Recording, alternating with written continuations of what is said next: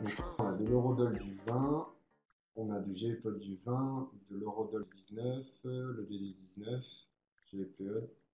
Alors c'est lequel? Ah, donc c'est le 19-12 alors le USD, c'est ça?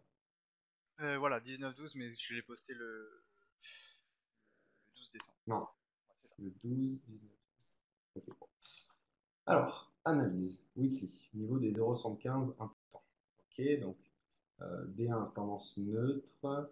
Euh, je décide de prendre des stops de compression. Je décide de prendre des setups de compression M30 à la hausse si cassure par le haut et renversement. Donc là, en gros, c'est par rapport au D1. Donc là, c'est du weekly. Là, c'est C'est ça. du. Là, c'est quoi? C'est du D1. Ok. Là, c'est du journalier. Ok, super. Donc en gros, dans la zone verte, on réintègre le range, le précédent range hebdomadaire journalier. Donc tu as plutôt Ouais. un biais acheteur. Alors, moi, j'aurais peut-être décalé un légèrement un peu plus haut, euh, ou alors de faire deux zones. Par exemple, une première zone qui irait jusqu'à ce niveau-là. Je vais zoomer jusqu'à cette mèche-là. Donc, ça te ferait une première zone là. Et après, la zone qui est vraiment facile, où là, on sait que si ces niveaux-là sont pétés, ça peut aller. Pourquoi? Parce que regarde, là, Ok. tu as donc une petite mèche. Là, on voit qu'il y a eu un pullback sur ce niveau, donc c'est que c'est une zone qui est importante. Donc, on va dire que tu as la réintégration de ce niveau-là, ok, qui a été travaillé deux, trois fois ici. Donc, ok pour la hausse. Mais j'aurais rajouté une deuxième petite zone, donc de le découper en deux. Pour la baisse, je trouve que t'es t'es vachement timide. Oui. En gros, là, tu voulais rien faire du tout dans cette zone-là. Pourquoi tu t'es pas dit, tiens, c'est une sorte de triangle. Si ça pète là les derniers plus bas, biais vendeur jusqu'en bas de mon carré gris. Bah, j'avais pas vraiment la. Enfin, pour moi, je voyais pas vraiment de choses à faire parce que là, après, tu vois toutes les mèches, c'est un peu le bordel, quoi. Bah Et justement, j'étais là, pas très à l'aise. en H4, là, attends, on va aller voir en H4, c'est génial. Le 7-12 sur le USD. Regarde là, ça là, toutes ces petites mèches là, si on va voir le H4, regarde, ça te fait une super petite zone à péter. Donc tu te mets sous ces zones-là, et boum, tu te mets en rouge dans cette zone-là, et là, ça aurait été pas mal. Donc ok, donc toi en fait, tu as commencé à vouloir être vendeur, alors je vais repartir en journalier. Donc Bah, toi, en gros, à la cassure. ouais, c'est ça, en gros, sous ce niveau-là. Bon, je trouve que c'est un peu timide, surtout qu'en plus, regarde, les bandes de bol, elles se resserrent, elles se resserrent, elles se resserrent. Donc on voit bien que la compression en D1 elle est là. Euh, bon, après, c'est fait, c'est fait. Ok, du coup, le robot, tu le paramètres, ok. Trader les entrées, trader les sorties, setup de compression. Sur quelle unité, du coup, tu voulais prendre les compressions? Du M. Alors, ouais, là, j'avais testé du M30. Ouais, c'est ça, là, j'avais mis du M30, même si j'ai vu qu'il faut prioriser le H1. Le H1, ouais, c'est plus sympa que le M30. Ok.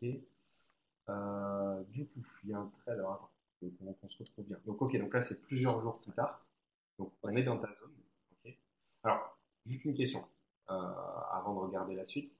Donc, en gros, on est d'accord, tu as paramétré ta zone. Donc, je vais refaire la même zone. Je vais ouvrir mon graphique en grand. Je vais effacer tous mes traits.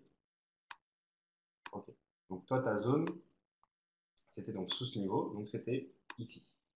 Ouais, Ok. du setup M30. Alors, c'est ça. Par contre, comme c'est du M30, alors moi la première chose à laquelle je vais penser c'est, bon, ben, je sais que si c'est un trade M30, ça veut dire que quelque part il est lié aux 4 heures. Le petit problème c'est que ben, quand on arrive dans ta zone rouge, la tendance H4, elle a Oui, commencé elle est depuis déjà tout là-haut. commencée depuis longtemps. Et ouais, donc alors, on va voir le H4 à quoi ça ressemble. Mais c'est vrai, alors j'ai pas mon carré, on va retracer mon carré. Voilà, donc on est ici. Ouais. Bon, je ne vais pas le mettre en rouge, je ne vais pas perdre de temps. Donc le seul problème que je vais avoir avec ton paramétrage, c'est que j'aurais plutôt préféré que tu le paramètres pour prendre des trades en H4. Pourquoi? Mais parce que comme ça, tu savais que tu aurais la fin de ta première bulle, et après, tu as une phase une ici, et du coup, tu aurais pu prendre un petit trade, bon, vas-y, hein, tu n'aurais pas fait un gain de fou, et tu aurais pu prendre le deuxième trade ici. Le problème, c'est que le paramètre en M30, en gros, tu demandes au robot, et robot, s'il te plaît, est-ce que tu peux me trader à la fin de mon mouvement H4, c'est-à-dire à l'endroit où concrètement tu sais que tu as les plus fortes probabilités de perdre ou de faire un retournement. Ça, Ok. est-ce que tu l'avais vu quand tu as vu que le prix rentrait dans cette zone-là? Est-ce que tu t'es dit, merde, quand même, par rapport au H4, on est vachement tard, et du coup, statistiquement parlant, je suis quand même gravement en désavantage statistique. Bah, c'est vrai qu'après, oui, je me suis dit que ma zone de vente, elle était quand même super éloignée du début du mouvement. Mais Ouais. après, ouais, c'est vrai que c'était pas très très logique. Alors Et attention, je m'attendais vraiment pas à avoir une aussi grande baisse comme ça. Je pensais, enfin, dans l'idéal, j'aurais bien aimé avoir un bon petit, une petite phase 1 juste avant la cassure, quoi. euh, alors après, tout est relatif. C'est pas que on est, c'est pas qu'on est loin, c'est que par rapport à la manière dont tu l'as paramétré, c'est-à-dire trader le M30, oui, on est loin. Maintenant, si c'était pour des trades H4, non, on est au début du mouvement journalier. N'oubliez pas de toujours réfléchir avec deux unités de temps. Vous avez l'unité de temps supérieure et l'unité de temps inférieure, ou celle que vous voulez trader. Quand tu paramètres pour du M30, peu importe que tu fasses tes zones en journalier, il faut que tu fasses quand même ton petit check-up en H4. Donc, alors que si tu l'avais paramétré, tu vois, comme je t'ai dit, bon, c'est trop tard, mais à la cachette de toutes ces petites mèches-là, bah là, tu te serais éclaté. Parce que là, du coup, tu aurais pu prendre des petits trades à la vente ici. En plus, comme il n'aurait peut-être pas clôturé tous les trades, bah, tu n'aurais pas pris de trade à la fin. Et du coup, bah, peut-être que tu serais fait sortir beaucoup plus bas vers fin décembre, etc., etc. Donc, bon, ça, de toute façon, en manuel, ça aurait été la même bêtise. Hein. On ne traite pas, bien évidemment, les fins de mouvement. Ou alors, on met un méga stop loss, un tout petit risque, etc. Bon, c'est pas grave. Du coup, le robot, il est rentré ici, c'est ça? À C'est ça. cette position-là. Le stop loss a descendu, descendu. Alors, un trade supplémentaire a été pris suite à la. Alors, d'abord, le premier trade a été clôturé euh, ici. Non, ouais, entrée ici, ok, sortie ici, ok. Donc, je ne sais pas si tout le monde voit bien. Donc, entrée, sortie. Ensuite, là, il a été clôturé à 100%, c'est ça? Bah, c'est ça, ouais. C'est ça. Bon, donc ça, Il a c'est été pas normal. clôturé. Il est censé C'est ce qu'on clôturer peut en. voir. J'avais mis un screen aussi, juste en dessous ce screen-là, Ouais. de tous les. Ouais, voilà. Et là, ouais, c'est ça. Ça doit être Ok, donc ça, c'est les deuxièmes. 10 à Alors, 12, 14h00. donc ça, Ouais. donc ça, c'est quand même, bon, ça, c'est une erreur de notre part, en tout cas du robot. Bon, ça sera soldé avec la nouvelle version. Alors, normalement, comment le robot est censé agir? Euh, Là, vous avez deux lignes. La première ligne, il sort les 75 premiers pourcents. La deuxième ligne qui est là, il sort le reste. Comme vous voyez, le reste n'est pas touché. Donc, il aurait dû plutôt sortir une deuxième fois tout là-haut. Maintenant, ce qui est bizarre, c'est qu'il ne soit pas sorti plus tôt. C'était quoi le paramétrage que tu avais fait? Attends, je vais remonter. Alors, Short short training. short trailing stop go. Bon, écoute, de toute façon, avec la nouvelle version, tout ça, tous ces petits bugs vont Ouais, disparaître. Ok, donc le trade a été pris au bon endroit, a été sorti un peu tard et en une fois. Ensuite, il y a eu un deuxième trade. Alors, ça, c'est typiquement, et c'est très bien que tu aies pris, qu'on ait cet exemple-là sur les yeux. Donc là, c'est typiquement le souci que vous allez avoir avec le trading automatique. ouais. Si vous le laissez en full autopilote, qu'est-ce qui va se passer? Ben, quand vous avez pris un trade, donc le robot va prendre le trade. Si malheureusement vous oubliez et vous laissez votre zone ouverte, ben, le robot, lui, n'oublie pas, il est con, hein. Il va prendre une opportunité. Alors que si vous avez fait une analyse manuelle, ben, vous savez que déjà là, on est très bas, donc c'est un peu chiant de rentrer si bas, mais que surtout, ben, peut-être qu'on est vraiment à la fin du mouvement, il faudrait peut-être se calmer. Donc, normalement, tu es censé supprimer ta zone de vente et attendre que le H4 se réinitialise, c'est-à-dire que le H4 reparte un peu en phase 1 et plus tard trader la suite du mouvement. Ou alors, ce que tu peux faire, c'est tu édites ta zone, c'est-à-dire que tu la coupes, tu en remets une, mais tu changes ton profil de risque. Au lieu de mettre un risque de. Alors, où est-ce qu'on est ouais. Ici, au lieu de mettre un risque par exemple de 1%, tu mettrais un risque de 0,25. Alors, avec la nouvelle version, il y aura également la possibilité un peu comme Jarvis, de mettre un risque en monnaie, un risque en pourcentage, etc. etc. Ensuite, trailing stop court, ça tu laisses. Par contre, en termes de pourcentage de sortie, tu mettrais un beaucoup plus gros pourcentage. Tu mettrais 90%. Même si, bon là, je ne sais pas pourquoi ça l'a clôturé en une fois. Et au niveau des paramétrages du high-low, au lieu de le mettre par exemple à 2, tu pourrais le mettre à 5. Et lui, il est où le high-low long? Bon, 20, c'est très bien. Donc tu pourrais mettre par exemple à 5. Pourquoi? Parce que plus les high-lows sont élargis, éloignés, et plus le mouvement va avoir de l'amplitude pour exister. Et comme on est sur des fins de mouvement, il vaut mieux ne pas brusquer le robot. Donc voilà. Donc si tu veux, c'est dommage d'avoir laissé ta zone de vente alors qu'en plus le mouvement était déjà assez vieux. Ok. Mais Est-ce que après, c'est tout le je sais monde. pas si ça Ouais. continuait en fait, si j'arrêtais, si le trade continuait quand même de tourner. c'était juste ça. Ok. Bah oui, en fait, tant que ta zone est tracée, en fait, il y a même pire que ça. Ça, pensez-y bien. Imagine que tu fasses pas gaffe et que le robot sorte de la zone, que tu changes d'analyse et tout, et puis je sais pas, genre une semaine plus tard, le prix rentre. Bah, l'algorithme, lui, il va pas savoir. Il va juste dire, ah bah tiens, j'ai ma Ouais, zone bien rouge. sûr. Voilà. Donc oubliez pas de supprimer les zones. C'est une mise à jour quotidienne, hein, un robot. En fait, tous les soirs, considérez le robot comme votre employé. Tous les soirs, vous rentrez chez vous, vous dites au robot, ok, tu as bien bossé aujourd'hui, je vais te montrer la stratégie de demain, avec le nouveau risque, etc., etc. Voire demain, on ne fait rien, parce que bah, le mouvement H4, après tout, comme on a vu sur les graphiques, il est vieux, et donc je ne vais pas m'emmerder à rentrer aussi bas après. Ok. Est-ce que tout le monde a bien compris cette correction? Est-ce que vous comprenez déjà la logique du robot? Est-ce que vous comprenez la logique du trading tout court avec l'avantage statistique, le fait qu'il faille couper après la zone rouge parce que bah, sinon le robot va continuer à prendre des trades éternellement? Ok. Salut Steph. Et les autres, c'est bon? Fabrice, ok. Florent? Ok, super. Bon, vous avez le droit de faire ces erreurs, hein, on est là pour apprendre. Mais n'oubliez pas que quand vous faites une erreur, si vous voulez qu'une erreur soit une leçon, ben, vous notez cette erreur. Et il faut la comprendre. Il ne faut pas juste dire, bon, parce qu'elle a dit que ça, c'était une erreur, donc je ne vais pas le faire. Essayez de comprendre pourquoi. Alors, je viens de vous l'expliquer, mais essayez de vous refaire le schéma à la maison, de dire, ah mais oui, putain, c'est vrai, c'est parce qu'on est à la fin du mouvement H4, et que donc en fin de mouvement H4, je sais que j'ai plus de probabilité que ma bulle H4 se referme, et que donc les trades à l'intérieur vont forcément bien se passer. Donc voilà, pensez bien à tout ça, et surtout, une fois qu'un trade est pris, bah, coupez votre zone rouge. À la limite, si vous avez envie de gérer le trade manuellement, ce qui peut être le cas, quand vous avez votre reliquat, vous décochez la petite case trader les sorties et puis vous gérez le trade vous-même. Vous pouvez très bien faire ça aussi. Gérer un trade à un latent, ça ne demande pas de temps puisque vous êtes censé le gérer sur des grosses unités de temps. Donc vous pouvez très bien, si vous n'êtes pas là en journée, prendre le trade en H4, en M30, en H1, etc., etc. Ensuite, quand le reliquat, donc quand la première partie du trade est sortie, où là, oui, c'est le robot qui devrait le faire, ben, le reste, après, vous pouvez décocher et vous pouvez laisser. Comme ça, au moins, vous êtes sûr que ben, vous avez la main mise et vous pouvez faire comme vous voulez. Ça marche? Ok, super. Donc ça, c'était pour ton node USD. Après, il y avait l'eurodoll. Alors, cassure du range mensuel, ok. Setup de compression H1, ok. Mage, setup sur scénario, ok. On va descendre le mensuel, ça c'est clair. La zone de vente, elle est claire. Là, c'est bien, tu as fait deux zones d'achat, c'est super. Tout le monde comprend bien ces deux zones d'achat? Regardez, si jamais on réintègre l'orange, on va aller chercher le haut du range. En général, c'est comme ça que ça se passe. Sauf que, bah, entre-temps, il peut y avoir des niveaux de support résistance.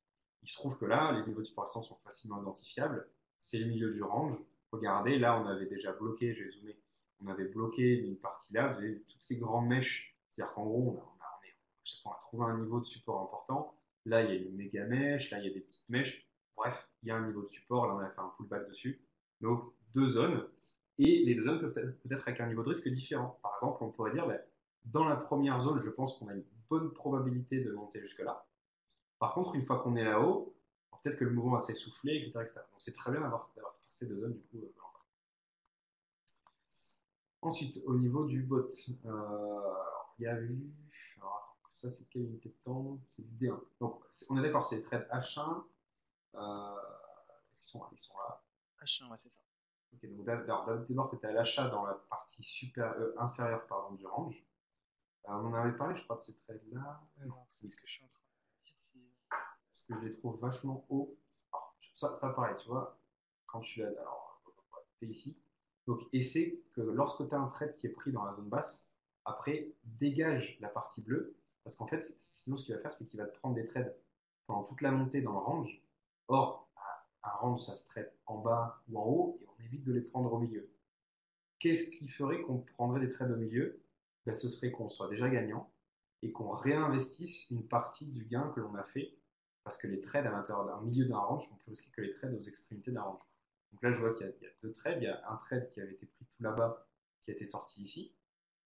Et par contre, il y a ce trade-là. Et ce trade-là, même si le résultat est pas catastrophique, il me gêne un peu parce qu'il est, je le trouve, assez haut en fait.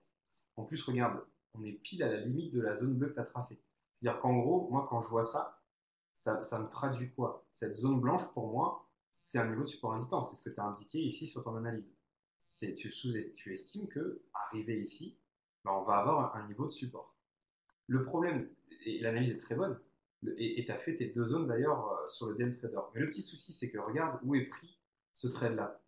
Il est pris à quoi? À 15 Ouais. pips, 20 pips. Donc, quand tu vois ça, quand le matin tu te réveilles et que tu as toujours ta zone bleue qui est là, coupe ta zone bleue, garde la deuxième zone bleue ouverte. Comme ça, tu sais qu'il y aura un trade qui sera pris si vraiment on casse ce niveau de support résistance.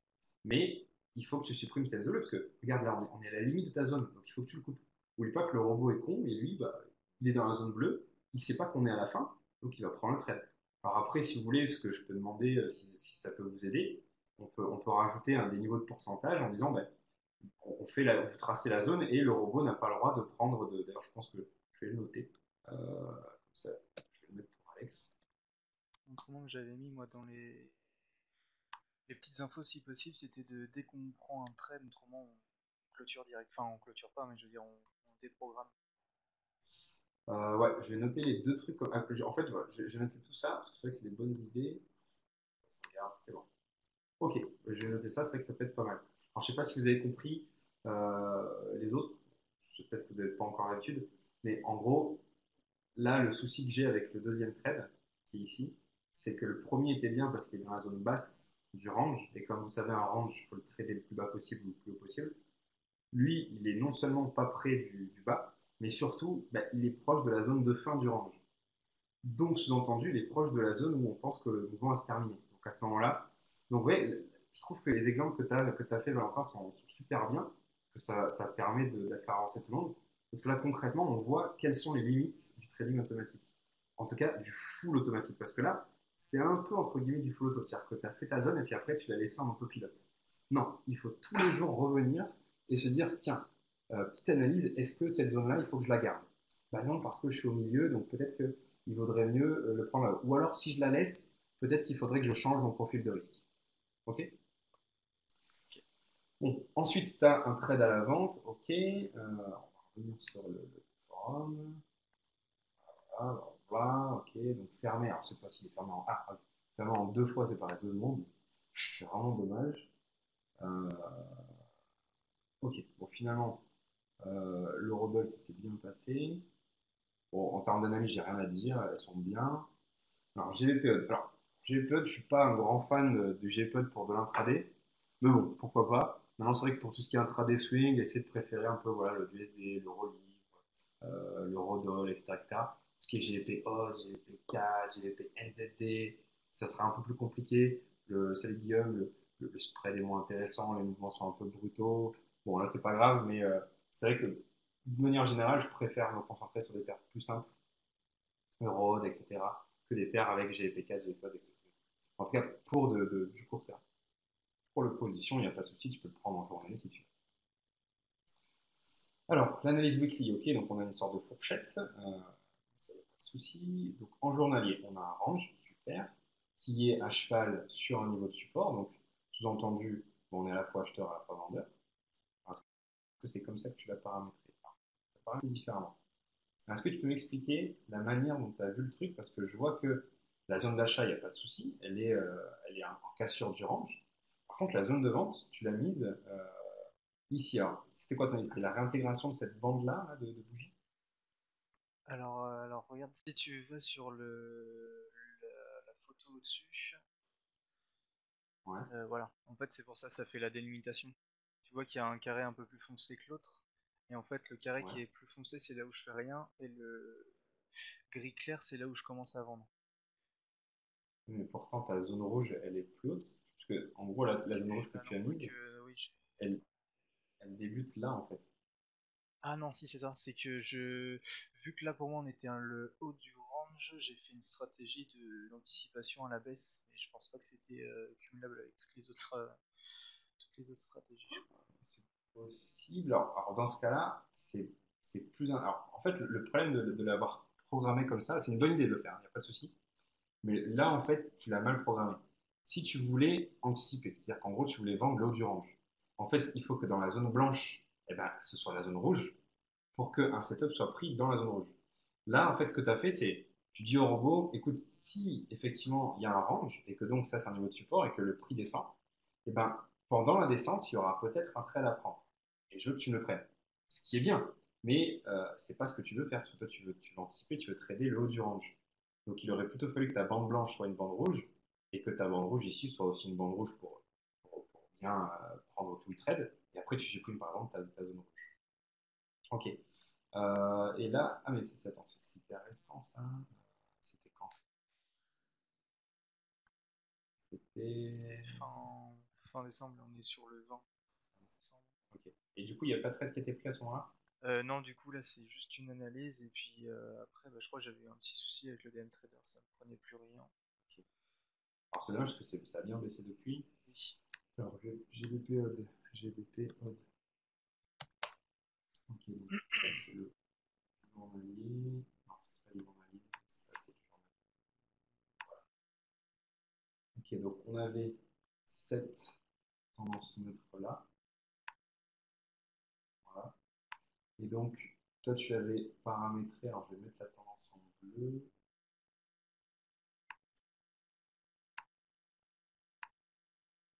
Voilà. Donc du coup, toi tu avais paramétré comme ça. C'était sous cette zone-là des ventes. C'est ça. Après, sous cette zone-là des ventes. Et au-dessus de cette zone-là, du coup, des achats. Ok. Ok. Donc, si tu voulais vendre l'eau du rang, en fait, tu aurais plutôt Ouais. fait cette zone-là, prendre des setups anticipés à la vente, à l'achat, oui, à la vente, pardon, c'est-à-dire le paramétrer uniquement en anticipation à la vente.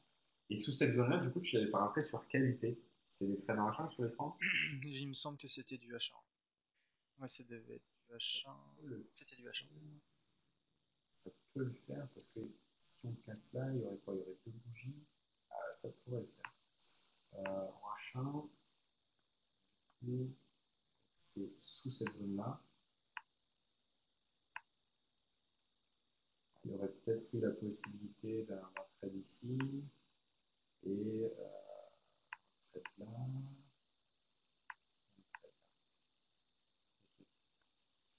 Ok. Bon, ensuite, c'était juste une analyse. Bon, non, comme je te dis, essaie de plutôt.